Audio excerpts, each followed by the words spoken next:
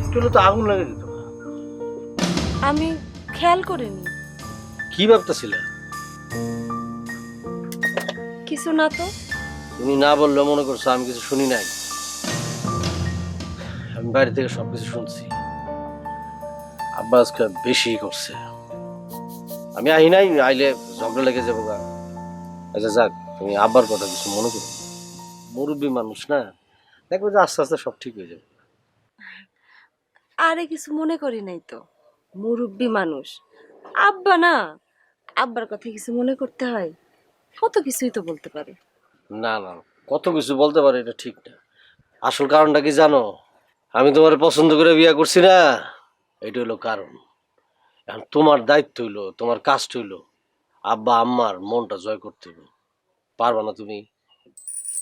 পারবো না কেন? এই তো লক্ষ্মী ওর মতো কথা বলছে, আমি জানি তো তুমি সব পারবা। শোনো, সংসারটা সুন্দর করার লিগা একটু কষ্ট করতে হইব। আপনি এখন যান, তরকারি হইলে আব্বারে নাস্তা দেওয়া লাগবো। দেরি হইলে আবার চিল্লাচিল্লি শুরু করব, তখন তো আর আপনারে কিছু বলবো না। হা হা আশ্চর্য, আমি কোনোদিন দেখি নাই 8টার সময় আব্বা নাস্তা খায়।